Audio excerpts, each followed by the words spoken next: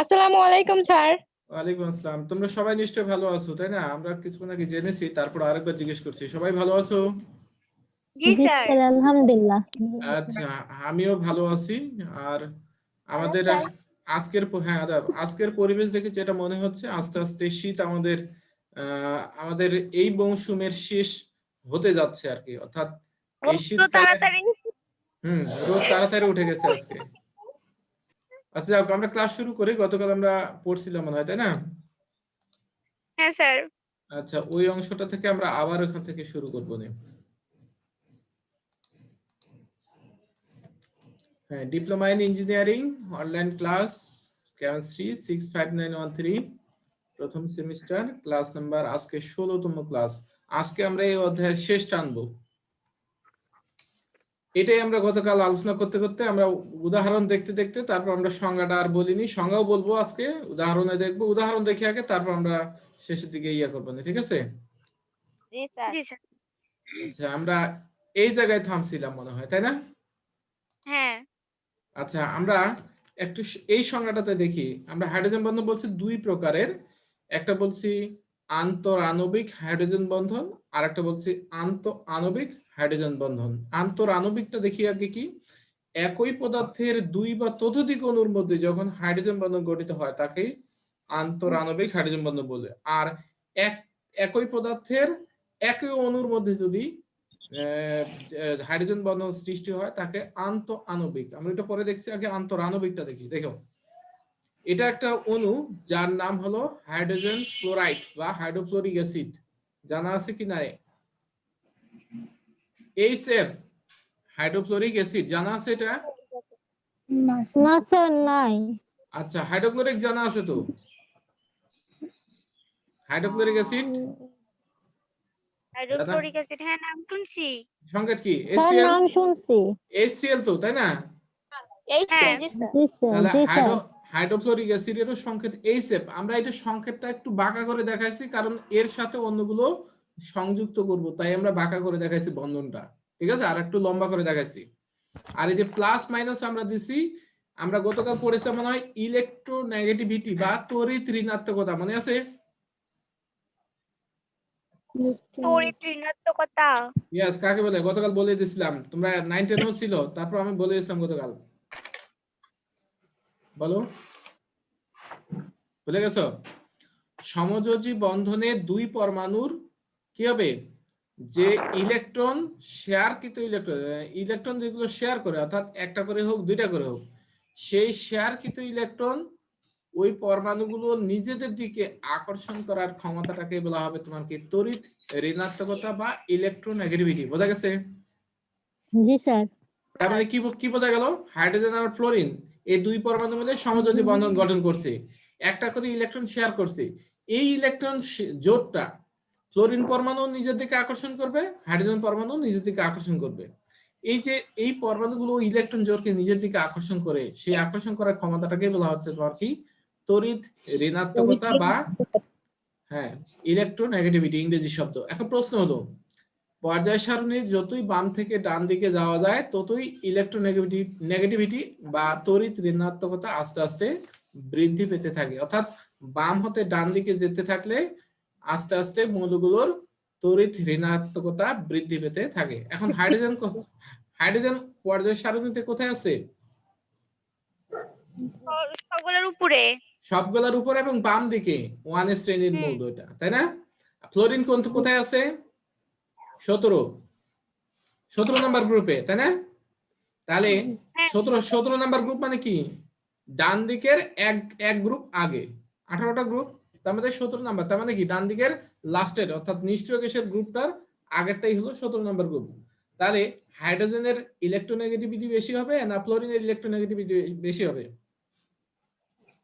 ফ্লোরিনের ডান দিকে, ফ্লোরিনের ডান দিকে আছে। সুতরাং ওই যে সমযোজী বন্ধনে যে ইলেকট্রন জোটটা আছে সেটা ফ্লোরিন নিজের দিকে বেশি টানে, তার দিকে টেনে নেবে, অর্থাৎ ফ্লোরিন পরমাণুর দিকে ইলেকট্রন জোটটা বেশি কাছাকাছি থাকবে আর হাইড্রোজেন পরমাণু থেকে একটু দূরে থাকবে। এই যে নিজের দিকে আকর্ষণ করে কাছাকাছি নিয়ে আসলো, তখন হয় আংশিক ঋণাত্মক আয়ন। এই যে একটা মাইনাস ডেল দেওয়া হয়েছে কিনা, জি স্যার। ডেল মানে হলো আংশিক আর মাইনাস মানে নিজের দিকে আকর্ষণ করছে তাই নেগেটিভ। কথা বোঝা গেছে? ঋণাত্মক। হ্যাঁ, আর হ্যাঁ। হাইড্রোজেনটা কিছুটা দান করে দেওয়ার মতো, মানে ছেড়ে দিছে ওর দিকে, তার মানে কি ত্যাগ করার মতো অবস্থা, তাই একে বলা হচ্ছে তোমার কি আংশিক ধনাত্মক আয়ন। ক্লিয়ার? এখন জি স্যার। আরেকটা ফ্লোরিন অণুর সাথে যখন দেখাবো, দেখো আরেকটা ফ্লোরিন অণু আমরা লিখছি এখানে, বোঝা যাচ্ছে? বোঝা গেছে? জি স্যার। মানে ফ্লোরিন তো অণু না, হাইড্রোফ্লোরিক অ্যাসিড অণু লিখছি। তাহলে এখানে দেখো এই মাইনাস, ফ্লোরাইডের মাইনাস আর এখানে হাইড্রোজেনের প্লাস, এই দুইটা মাইনাস প্লাসের মধ্যে একটা আকর্ষণ সৃষ্টি হবে, সেই আকর্ষণ দ্বারা একটা বন্ধন দ্বারা যুক্ত হবে। আমরা দেখাচ্ছি, দেখো সবগুলো আগে দেখা দিই। এই যে দেখো ডট ডট বন্ধনটা দেখো, এটা মাইনাস এটা প্লাস। কোথাও বোঝা গেল? তাহলে জি স্যার। এই ডট ডট বন্ধনটা হাইড্রোজেন দ্বারা গঠিত হয়েছে। এই যে প্লাস আংশিক ডেল প্লাস মানে আংশিক ধনাত্মক আয়ন হাইড্রোজেনের সাথে ওই নেগেটিভ ফ্লোরাইডের সাথে তোমার কি বন্ধনটা সৃষ্টি হয়েছে। এই হাইড্রোজেনটা যেহেতু এই বন্ধনটা সৃষ্টি করে, এই জন্যই বলা হয়েছে এই বন্ধনটাকে বলা হচ্ছে তোমার কি হাইড্রোজেন বন্ধন। বোঝা গেছে? পরেরটা দেখো, আবার একই রকম দেখো, এই ফ্লোরাইডের আংশিক ঋণাত্মক আয়নের সাথে আংশিক ধনাত্মক আয়ন হাইড্রোজেনের সাথে বন্ধন যুক্ত হয়েছে। এটাতেও দেখো একই রকম, এটাতেও দেখো একই রকম। তাহলে এই হাইড্রোফ্লোরিক অ্যাসিড একটা অণু, হাইড্রোফ্লোরিকের এখানে আরেকটা অণু, এই হাইড্রোফ্লোরিকের কয়টা অণু আছে তাহলে দেখো তো, 1 2 3 4 5টা। তাহলে একই যৌগের অনেকগুলো অণুর সাথে এই যে আংশিক ঋণাত্মক আয়ন আংশিক ধনাত্মক আয়নের ফলে হাইড্রোজেন দ্বারা যে বন্ধনটা সৃষ্টি হয় তাকেই বলা হচ্ছে আন্তরাণবিক। মানে একই অণুর সাথে যদি হাইড্রোজেন বন্ধন সৃষ্টি হয় তাহলে এই বন্ধনটাকে বলা হচ্ছে আন্তরাণবিক। ঠিক আছে? জি স্যার। দুইটা তো একই বন্ধনে আছে, তাহলে নাম আলাদা কেন? এখন দেখো একটা কিন্তু আমরা কোনো ডট ডট দেইনি, এটা হলো অরিজিনাল সমযোজী বন্ধন। জি স্যার, সেটাই তো, কিন্তু ওগুলা তো একই রকম ভাবেই আছে, কিন্তু- প্লাস মাইনাস দিয়েই তো আছে। হ্যাঁ, প্লাস মাইনাস দিয়ে আছে, কিন্তু এইটা এই বন্ধনের চেয়ে দুর্বল বন্ধন, তাই এটাকে ডট ডট দ্বারা আমরা কিভাবে কি বুঝবো স্যার দুর্বল? এখানে তো একই মানে ভাবে আছে, হাইড্রোজেন গুলো আছে, আচ্ছা, ক্লোরিন গুলো ওকে আছে। ওকে, আমাদের নরমালি যৌগ কিন্তু HF হাইড্রোফ্লোরিক অ্যাসিড। ক্লিয়ার? এখানে আরেকটা হাইড্রোফ্লোরিক, দুইটার ক্ষেত্রে আমরা দেখি এই দুইটা কিন্তু আলাদা সমযোজী যৌগ, হাইড্রোফ্লোরিক অ্যাসিডের দুইটা অণু। ক্লিয়ার? এখন এই অণুগুলোর মধ্যে আংশিক ঋণাত্মক আয়নের সৃষ্টি হয়েছে, আংশিক ধনাত্মক আয়নের সৃষ্টি হয়েছে। এই আংশিক ঋণাত্মক আর আংশিক ধনাত্মকের সাথে যে বন্ধনটা সৃষ্টি হচ্ছে সেটার মধ্যে থাকতেছে একটা কি হাইড্রোজেন। এই জন্যই বলা হয়েছে এটা দুর্বল বন্ধন। অণুর সাথে অণুর বন্ধন কখনো শক্তিশালী হবে না। আস্তে আস্তে কি অণুগুলো হ্রাস পাচ্ছে? হ্রাস পাচ্ছে না তো, অনেকগুলো অণু একসাথে যুক্ত থাকে বলেই হাইড্রোফ্লোরিক অ্যাসিড অণু তখন কি হয়, একসাথে যুক্ত থাকার ফলে রাখি তরল হয়। আচ্ছা, সব এই যাদের শব্দ হচ্ছে মিউট করো, মিউট করো।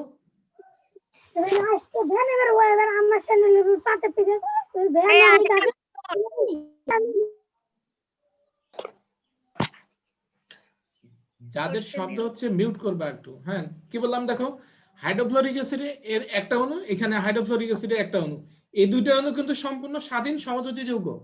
কিন্তু এই সমযোজী যৌগের অণুর মধ্যে তড়িৎ ঋণাত্মকতার পার্থক্য থাকার জন্য ফ্লোরিন হয় আংশিক ঋণাত্মক আর হাইড্রোজেন হয় তোমার কি আংশিক ধনাত্মক আয়ন। এই আংশিক ঋণাত্মক আয়ন আর আংশিক ধনাত্মক আর আয়নের এখানে মধ্যে ক্লোরিনের কোনো পরিবর্তন নাই, শুধু হাইড্রোজেনের পরিবর্তন আছে। না, দুটারই পরিবর্তন হচ্ছে তো। এ হচ্ছে আংশিক ঋণাত্মক মাইনাস, এ হলো আংশিক ধনাত্মক প্লাস। এই প্লাস আর মাইনাসের মধ্যে তখন কি হচ্ছে, একটা অণুর প্লাস আর একটা অণুর মাইনাসের সাথে এরা কি দুর্বল একটা বন্ধন দ্বারা যুক্ত হয়, এবং যেহেতু ওই বন্ধন সৃষ্টিতে তোমার হাইড্রোজেন থাকে তাই বলা হয়েছে তোমার কি হাইড্রোজেন বন্ধন। কথা বোঝা গেছে? এখন যখনই একটা অণুর মধ্যে থাকবে যে বন্ধনটা সেটা অবশ্যই শক্তিশালী, কিন্তু একটা অণুর সাথে আরেকটা অণু যখন বন্ধন সৃষ্টি হচ্ছে সেগুলো অবশ্যই দুর্বল বন্ধন। কথা কি বোঝা গেল? এই যে তুমি যে প্রশ্ন করলা যে হাইড্রোজেন কোন বন্ধনটা শক্তিশালী হবে কোনটা দুর্বল হবে কি করে আমরা বুঝবো, তাহলে হাইড্রোফ্লোরিক অ্যাসিডের একটা অণু, এখানে যে বন্ধনটা এটা আমরা একটা বন্ধন দ্বারা দেখাইছি, লম্বা করে দেখাইছি বোঝার জন্য, এটা অবশ্যই শক্তিশালী। তাহলে এখানে একটা অণু, এর মধ্যে যে বন্ধনটা সেটা শক্তিশালী, কিন্তু একটা অণুর সাথে আরেকটা অণুর হাইড্রোজেনের সাথে যুক্ত হচ্ছে, তখন সেটা হচ্ছে তোমার কি দুর্বল বন্ধন। যেহেতু এই বন্ধনটা সৃষ্টি করতে তোমার হাইড্রোজেন তোমার থাকতেছে, এই জন্যই বলা হচ্ছে তোমার কি জি স্যার, হাইড্রোজেন হাইড্রোজেন বন্ধন। বোঝা গেছে? জি স্যার। তাহলে আমরা দেখি এখন সম্পূর্ণটাতে এই যে এই বন্ধনগুলো সৃষ্টি হওয়ার ফলেই কোন যৌগের স্ফুটনাঙ্ক, গলনাঙ্ক, তারপর তরল, কঠিন ইত্যাদি অবস্থার কি সৃষ্টি হয়। কথা বোঝা গেছে? বোঝা গেছে? তার মানে এই বন্ধনটা আছে বলেই হাইড্রোফ্লোরিক অ্যাসিড কি স্বাভাবিক অবস্থায় তরল, যদি বন্ধনটা না থাকতো তাহলে স্বাভাবিক অবস্থায় কি গ্যাসীয় অবস্থায় থাকতো। কথা কি বোঝা গেল? হয়েছে? বোঝা গেছে? Yes sir. আচ্ছা, এখন দেখো এইটা কথা কাইটা আসতেছে। নেটওয়ার্কের সমস্যা মানে তোমার। আচ্ছা দেখো, এখন হাইড্রোফ্লোরিক অ্যাসিডের একটা অণু, এখানে আরেকটা হাইড্রোফ্লোরিক অ্যাসিডের অণু, দুইটা এখানে তিনটা, চারটা, পাঁচটা হাইড্রোফ্লোরিক অ্যাসিড অণু দেখাইছি আমরা। তাহলে একই রকম যৌগ কি না এগুলো? Hydrofluoric acid, hydrofluoric acid, hydrofluoric acid, hydrofluoric acid, সবগুলো কি একই যৌগের অণু কি না? একই রকম। একই হ্যাঁ। যৌগ, একই যৌগের অণু। তাহলে একই যৌগের ভিন্ন ভিন্ন অণুর সাথে যদি হাইড্রোজেন বন্ধন সৃষ্টি হয় তাকেই বলা হচ্ছে আন্তঃরাণবিক হাইড্রোজেন বন্ধন। বোঝা গেল? আন্তঃরাণবিক। বোঝা গেছে? এখন আমরা এই হাইড্রোজেন বন্ধনের সংজ্ঞাতে যাব। আমরা এইখানে দেখো, আমরা বলেছি হাইড্রোজেন পরমাণু যখন উচ্চ ইলেকট্রোনেগেটিভ বা তড়িৎ ঋণাত্মক পরমাণু ইত্যাদির সাথে যুক্ত হয়, তাহলে ফ্লোরিনটা ছিল উচ্চ তড়িৎ ঋণাত্মক পরমাণু আর হাইড্রোজেনটা ছিল কম তড়িৎ ঋণাত্মক পরমাণু। ফলে কি হচ্ছে, বেশি তড়িৎ ঋণাত্মক পরমাণুর দিকে শেয়ারকৃত ইলেকট্রন কি আংশিক স্থানান্তরিত হয়, ফলে ওই পরমাণু আংশিক ঋণাত্মক আয়ন। আর হাইড্রোজেন পরমাণু থেকে যেহেতু দূরে সরে যাচ্ছে, হাইড্রোজেন পরমাণু আংশিক ধনাত্মক আয়ন। আমরা দেখলাম তো, তাই না? এই আংশিক ধনাত্মক আয়ন হাইড্রোজেনের সাথে অপর কোন আংশিক ঋণাত্মক আয়নযুক্ত কোন পরমাণুর সাথে যুক্ত হয়ে বৃহদাকার আণবিক গুচ্ছ তৈরি করে। তার মানে আমরা দেখলাম একটু আগে, দেখো এখানে, তাহলে এখানে কয়টা আণবিক গুচ্ছ তৈরি করছে? 5টা না? একটা অণু এখানে দেখো, একটা অণু, দুইটা অণু, তিনটা অণু, চারটা অণু, পাঁচটা অণু, এভাবে হাজারো অণু একসাথে যুক্ত হয়ে একটা বৃহদাকার একটা তোমার কি আণবিক গুচ্ছ তৈরি করে। তখন তাদের কি গলনাঙ্ক, স্ফুটনাঙ্ক কি বৃদ্ধি পায়। তাহলে এই যে একটা অণুর সাথে আরেকটা অণুর যে হাইড্রোজেন বন্ধনগুলো সৃষ্টি হচ্ছে, এইগুলা কিন্তু আগে যে হাইড্রোফ্লোরিক অ্যাসিডের যে সমযোজী বন্ধনটা ছিল, সেখানকার যে গলনাঙ্ক, স্ফুটনাঙ্ক যা ছিল তার থেকে কিন্তু এখন বৃদ্ধি পেয়ে গেল এই হাইড্রোজেন বন্ধন থাকার জন্য। কারণ আমরা জানি আয়নিক যৌগগুলোর মধ্যে প্লাস আর মাইনাস আয়ন থাকে বলে তাদের গলনাঙ্ক এবং স্ফুটনাঙ্ক অনেক বেশি। এখানেও কিন্তু আংশিক ধনাত্মক আয়ন, ঋণাত্মক আয়নের সৃষ্টি হয়েছে, তার জন্য তাদের কি গলনাঙ্ক, স্ফুটনাঙ্ক স্বাভাবিক একটা হাইড্রোফ্লোরিক অ্যাসিডের তুলনায় কি বেশি হয়। তাহলে আবার এখানে আমরা দেখি, তাহলে এই যে আণবিক গুচ্ছ তৈরি করে হাইড্রোজেন দ্বারা সৃষ্ট এরূপ বন্ধনকেই বলা হচ্ছে তোমার কি হাইড্রোজেন বন্ধন। তাহলে আগে আমরা যেগুলো দেখছি আয়নিক বন্ধন, সমযোজী বন্ধন, সেগুলো কিন্তু একটা পরমাণুর সাথে আরেকটা পরমাণুর একটা শক্তিশালী বন্ধন। কিন্তু এই হাইড্রোজেন বন্ধনটা একটা অণুর সাথে আরেকটা অণুর হাইড্রোজেনের দ্বারা যে বন্ধনটা সৃষ্টি হচ্ছে সেটাই হচ্ছে তোমার কি হাইড্রোজেন বন্ধন। বোঝা গেল? আসলে স্যার হাইড্রোজেনের সাথে যেগুলো মিল থাকবে সেগুলোই হাইড্রোজেন বন্ধন। হাইড্রোফ্লোরিক অ্যাসিডের মধ্যে হাইড্রোজেন দ্বারা তৈরি, ওখানে তো হয়নি। এটা একটা অণুর মধ্যে যদি অ্যাসিড হাইড্রোজেন দ্বারা থাকে হবে না। না, একটা অণুর মধ্যে যদি হাইড্রোফ্লোরিক অ্যাসিড অণু দেখি, সেখানেও কিন্তু হাইড্রোজেন আছে, কিন্তু এখানে একটা অণুর মধ্যে, কিন্তু আরেকটা অণুর সাথে যখন যদি একটা অণুর সাথে আরেকটা অণুর দুর্বল একটা বন্ধন, সেটা হলো হাইড্রোজেন দ্বারা সৃষ্টি হয়। এবং অবশ্যই সেই অণুটাতে আংশিক ধনাত্মক আয়ন, আংশিক ঋণাত্মক আয়ন সৃষ্টি হওয়া লাগবে। মানে কি ধনাত্মক আয়ন, ঋণাত্মক আয়ন হলে তো আমাদের আয়নিক যৌগ হয়ে যাবে, কিন্তু এখানে অত ধনাত্মক আয়ন, ঋণাত্মক হয়নি, আংশিক হয়েছে, আংশিক ধনাত্মক আয়ন, আংশিক ঋণাত্মক আয়ন। এই জন্যই কিন্তু এটা বলা হয়েছে দুর্বল বন্ধন। আর যদি সম্পূর্ণরূপে প্লাস মাইনাস তৈরি হতো, অর্থাৎ একটা ইলেকট্রন ত্যাগ করে প্লাস আর একটা ইলেকট্রন গ্রহণ করে মাইনাস, তাহলে কিন্তু সেটা শক্তিশালী আয়নিক বন্ধন হতো। কিন্তু এখানে শক্তিশালী না, দুর্বল বন্ধন। বোঝা গেছে? জি স্যার। ওকে, তাহলে হাইড্রোজেন বন্ধন আমরা দুই প্রকার বলছি। একটা বলছে আন্তঃরাণবিক, যেটা একটু আগে বোঝালাম, আর একটা আন্তঃআণবিক। আন্তঃআণবিক কি বললাম? একই পদার্থের, দেখো হাইড্রোফ্লোরিক অ্যাসিড, হাইড্রোফ্লোরিক অ্যাসিড একই পদার্থ, একই পদার্থের দুই বা ততোধিক অণুর মধ্যে যখন হাইড্রোজেন বন্ধন গঠিত হয় তাকে বলা হচ্ছে আন্তঃরাণবিক হাইড্রোজেন বন্ধন। আর এরপরে আমরা দেখবো, দেখো এটার ক্ষেত্রে দেখি আন্ত আণবিক, একই অণুর পাশাপাশি কোনো পরমাণুর মধ্যে যখন হাইড্রোজেন দ্বারা বন্ধন সৃষ্টি স্যার হয়। আগেরটা একটু দেখান। ওকে, এটা না না, জি স্যার এটা হচ্ছে হয়েছে। ওকে। তাহলে আমরা কি বললাম, একই অণুর মধ্যে, ওখানে কিন্তু ভিন্ন ভিন্ন অণু ছিল, একই অণুর পাশাপাশি কোনো পরমাণুর মধ্যে যখন হাইড্রোজেন দ্বারা বন্ধন সৃষ্টি হয় তাকেই আন্ত আণবিক হাইড্রোজেন বন্ধন বলা হয়। যেমন অর্থ নাইট্রোফেনলের হাইড্রোজেন বন্ধন, আমরা অণুটা দেখি তারপর ব্যাখ্যা দেখাবো। এটা একটা যৌগ, বেনজিন স্যার। হয়েছে? হচ্ছে। এখানে দেখো বেনজিন চক্র, উপরে একটা দেখো নাইট্রোজেন দেওয়া হয়েছে, এই পাশে একটা অক্সিজেন, এই পাশে একটা দেখো ডাবল বন্ড দিয়ে আরেকটা অক্সিজেন। এখানে কিন্তু এই যে দেখো এরো চিহ্ন দেওয়া আছে না, এটা হলো সন্নিবেশ বন্ধন। এরো চিহ্ন মানেই সন্নিবেশ বন্ধন। আর এগুলা যেগুলা একটা করে থাকবে বা দুইটা করে বন্ধন থাকবে সেগুলা হলো তোমার কি সমযোজী বন্ধন। আবার এইখানে দেখো যুক্ত আছে একটা কি ওএস মূলক, হাইড্রোক্সাইড মূলক। তাহলে এই অক্সিজেনের ইলেকট্রোনেগেটিভিটি হাইড্রোজেনের তুলনায় কি বেশি? কথা বলে গেল, অক্সিজেনের তুলনায় হাইড্রোজেন, সরি অক্সিজেনের তুলনায় হাইড্রোজেনের ইলেকট্রোনেগেটিভিটি কম, ভুলেছে, সরি অক্সিজেনের বেশি হাইড্রোজেনের কম। তাই হাইড্রোজেন এই যে বন্ধন আছে এখানে সৃষ্টি হয়েছে, এখানে যে শেয়ার করে যে বন্ধনটা সৃষ্টি হয়েছিল সেই শেয়ারকৃত ইলেকট্রন অক্সিজেনের দিকে সরে আসবে, তাই এ হবে আংশিক ঋণাত্মক আর এ হবে আংশিক কি ধনাত্মক। ঠিক একই রকম অক্সিজেনের ইলেকট্রোনেগেটিভিটি বেশি নাইট্রোজেনের তুলনায়, ফলে এ হবে আংশিক ঋণাত্মক আয়ন আর এ হবে আংশিক ধনাত্মক আয়ন। দেখি আমরা, এই যে এখানে দেখো এ হচ্ছে আংশিক প্লাস, এ হচ্ছে আংশিক কি মাইনাস। কার শব্দ করতেছে এগুলো? সোনিয়া খাতুন। বন্ধ করতে পারতেছ না, হাসতেছো কেন?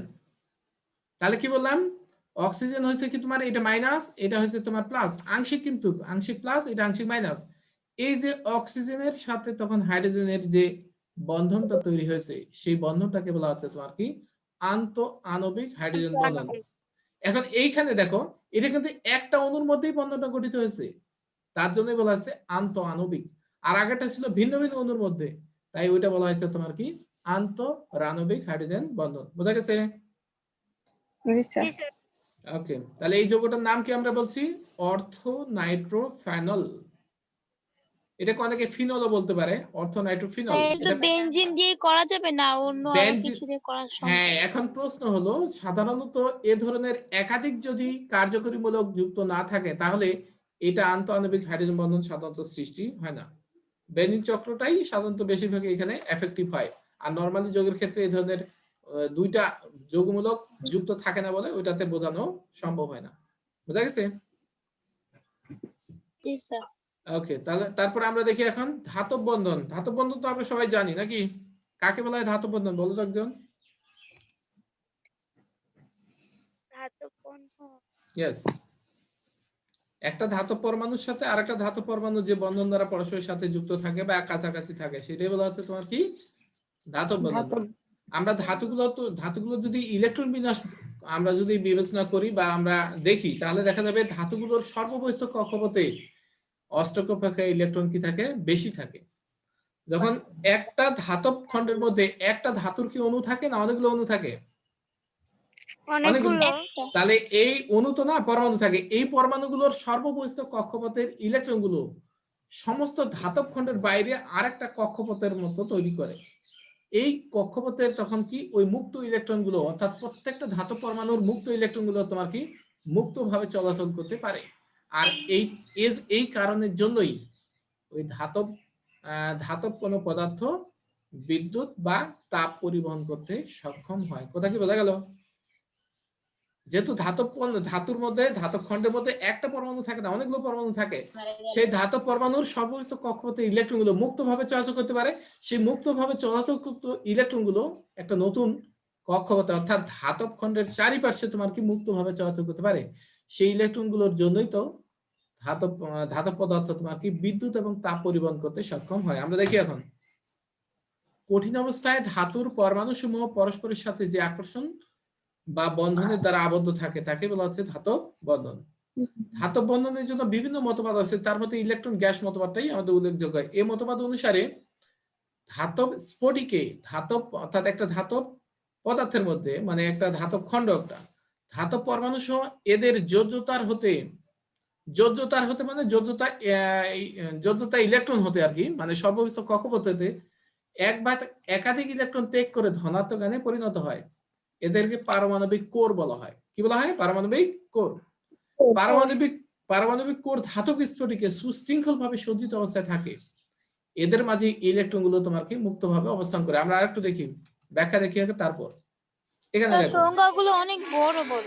হ্যাঁ, কিছু করারও নাই, বড় হবে, ব্যাখ্যা সহ আছে তো ওই জন্য। দেখো এই যে এখানে দেখো, এই যে এখানে একটা ইলেকট্রন দেওয়া হয়েছে, এটা একটা ধাতব কোর বলা হচ্ছে, একটা এই যে গোল চিহ্নের মতো, প্লাসের মতো গোল চিহ্ন। এখানে কিন্তু ইলেকট্রন, যে অতিরিক্ত সর্বোপরিস্থ কক্ষপথে ইলেকট্রন ছিল। আপনার কথা কেটে কেটে আসছে। আচ্ছা, নেটওয়ার্কের সমস্যা তোমার অথবা আমার, দুটো একটা হবে। অন্যরা তো ঠিকই শুনতে পাচ্ছে, তার তোমার নেটের সমস্যা। যাক, দেখো এই যে ধাতব পরমাণুগুলোর সর্বোপরিস্থ কক্ষপথে ইলেকট্রনটা এখানে দিয়ে দিল, তাহলে এইটাই বলা হচ্ছে ধাতব কোর। এখানে দিয়ে দিচ্ছে। এইভাবে দেখো সমস্ত ইলেকট্রন গুলো মুক্তভাবে ধাতব খণ্ডের চারিপাশে তোমার কি চলাচল করতে পারে।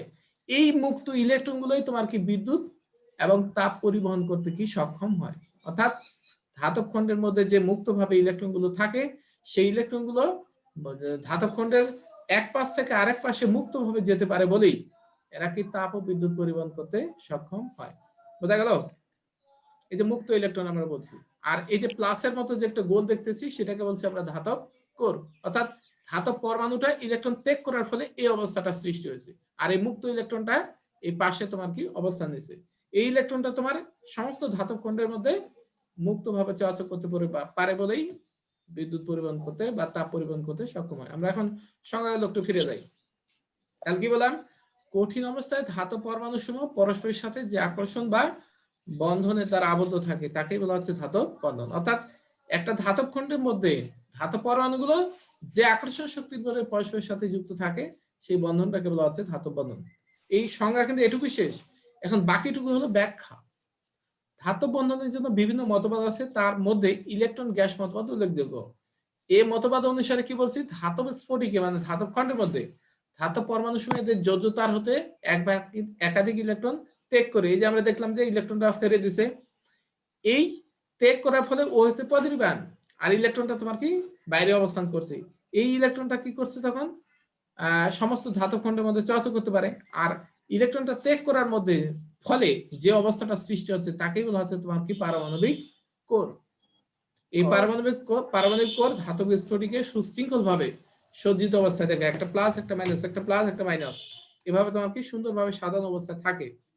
আর এই থাকার ফলেই এদের মধ্যে আকর্ষণ শক্তিটা বেশি থাকে। আর এই বেশি থাকার জন্যই তারা কি হয়, বেশি কঠিন অবস্থার কি সৃষ্টি হয়। আমরা একটু এই পাশে দেখি, আর একটু দেখো, ইলেকট্রনের চার্জ কি নেগেটিভ, একটা প্লাস একটা মাইনাস, একটা প্লাস একটা মাইনাস, একটা প্লাস একটা মাইনাস, এভাবে সাজানো আছে কিনা। ইলেকট্রনটা চার্জ মাইনাস, একটা প্লাস মাইনাস প্লাস মাইনাস, এভাবে সুশৃঙ্খল ভাবে সাজানো থাকে বলেই এদের মধ্যে আকর্ষণটা বেশি দৃঢ় হয়, মানে শক্তিশালী হয়। তার জন্যই তারা কি বেশি কঠিন অবস্থা প্রাপ্ত হয়। কথা বোঝা গেছে? তাহলে এটাই হচ্ছে তোমার কি ধাতব বন্ধন। তাহলে এই ইলেকট্রন গুলো সমস্ত ধাতব খণ্ডে বিচরণশীল কোন নির্দিষ্ট পারমাণবিক কোরের অধীনে থাকে না। ইলেকট্রন গুলো যে বললাম মুক্তভাবে সমস্ত ধাতব খণ্ডের চলাচল করতে পারে, এজন্যই তোমার কি তাপ ও বিদ্যুৎ সুপরিবাহী হয়। এটা মুক্ত ইলেকট্রন, আর এটা হচ্ছে তোমার কি পারমাণবিক কোর বা শ্বাস।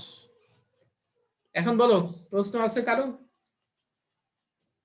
না স্যার, বুঝতে পারছি। আচ্ছা, তো এটা একটু প্র্যাকটিস করতে হবে, যদি বড় আর কি। এটা সোডিয়াম অণুর গঠনটা আমরা দেখাইছি। এখন আজকের ক্লাস এ পর্যন্ত শেষ, অধ্যায় শেষ। যদিও আরো কিছু আলোচনা করা দরকার ছিল, আর আলোচনা করছি না, এত অনেক স্যার এতটুকুই ঠিক আছে, অনেক সংখ্যাগুলো অনেক বড় বড়। হ্যাঁ, সংখ্যাগুলো অনেক বড় বড় হয়ে গেছে। আর আরেকটা দিক হচ্ছে, সেটা হলো তোমাদের যেটা বলা হচ্ছে একটা অধ্যায় শেষ করতে অনেকদিন আমাদের লেগে গেছে, তাই না? জি স্যার, এর প্রথম থেকে করাচ্ছেন 16টা না আমাদের জন্য 15টা ক্লাস হয়েছে। 6 নম্বর ক্লাস তো আমরা মিস করছি। মানে আপনি না, করাননি আরকি। আমি করাইছি কিন্তু তোমরা ওই যে ওদের সাথে দলে আসতে গিয়ে তোমাদের ওটা হয়তো মানে ইয়ে হয়নি আর কি।